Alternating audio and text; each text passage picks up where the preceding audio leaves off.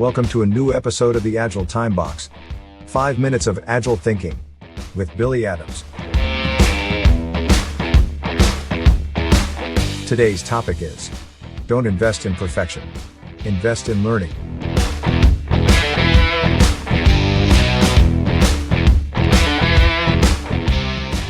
When we start developing a new product, one of the most common temptations we may have is to think that we must get it perfect since day one.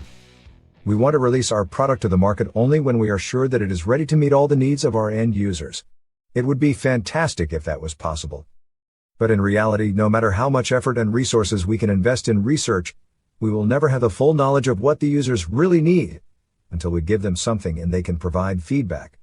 Of course, we could build our product entirely on the basis of our assumptions and some research, and then react to the market after the launch. But is this the best way to go? How much effort, time, and money do we risk to waste if we try to create the perfect product all at once? Here is where the principle of MVP comes to the rescue, allowing to avoid potential disasters. MVP stands for Minimum Viable Product. The term was made famous by Eric Ries and his lean startup methodology, and the practice is now commonly used by many Agile teams. Nevertheless, misuses are not uncommon. Someone thinks that the MVP is a low-quality version of the final product. Someone else thinks it's the equivalent of a prototype. Both interpretations are incorrect.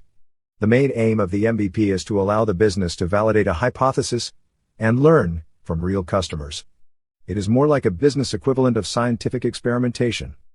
And, at this stage, you should not sacrifice on quality nor invest in extra quality. But you can reduce quantity and complexity. What do I mean by that? To start with, keep in mind that the MVP is not meant for large scale. It is meant to be directed to a niche of early adopters representative of your target market. In other words, you don't want your MVP to be accessible to everyone. You need to identify users which are willing to accept imperfection for the sake of trying something new. However, if you sacrifice quality, the only feedback you will get will be about how bad your product is. So you should aim to provide a good product while finding the right balance between quality and time to market. After all, your early adopters want to see how your product can solve their problem and can accept some imperfections, but your product has to get the job done. What you can and should reduce is the quantity and complexity of features and options. Identify the main problem that you want to solve with your product and the assumptions that you want to validate. Only build what's useful for your users to achieve their goal and for you to validate your assumptions. This is your minimum viable product. Save all the rest for future iterations. One example of a famous company that started from an MVP before evolving in the well-established business that we know today is Uber. Their very first app was available exclusively on iPhone, and the service was limited to San Francisco and New York. The only thing you could do was to request a car to pick you up. The confirmation was sent with a simple text message, and you would communicate your destination directly to the driver when in the car. You could not choose the type of car, you could not book for later, you could not see the final cost in advance. But it was getting the job done. For the first time, it was providing the ability to request a car from your phone and pay with your registered card without worrying about having cash with you. This allowed the business to validate their assumption while listening to their customers. All the features and options available today in Uber come from iterative continuous improvement based on feedback and data analysis. This way to approach the minimum viable product is defined as the single feature MVP, because it focuses on solving one specific problem, and this usually corresponds to a single feature product. There are also other ways to approach the development of the MVP. The concierge MVP, for example, is based on humans doing work that you must automate if you want to scale. But it lays on the principle that to validate your idea, it makes sense to offer a concierge service and lose on profit before investing in infrastructure and processes to optimize your business and make it scalable. This was the case for Zappos, nowadays one of the top shoe and clothing online retailers.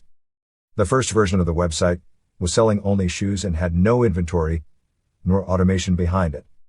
The owner received an email for each order, went out to buy the shoes in person in a local shop, and sent them for delivery. This was obviously not a sustainable business model, but it was enough to validate the hypothesis that people were ready to buy shoes online, and allow the founder to attract the first investor. Another approach is the piecemeal MVP. This is another way to reduce initial investment But instead of relying on human intervention, it makes use of existing services or platforms to test the market before creating your own bespoke solution. An example of this is Groupon. When they first started, all they did was to publish a WordPress website with blog posts to advertise the deals, and used other existing third-party tools, like Apple FileMaker and Mail, to generate PDFs and send emails. Even if this was a technology-based solution, it was not scalable.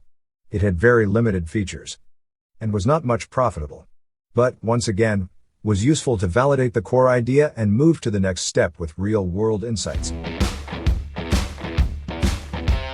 And this is all you need from your minimum viable product. At this point we could spend days talking about different ways to approach the MVP, but I believe you've got the point by now.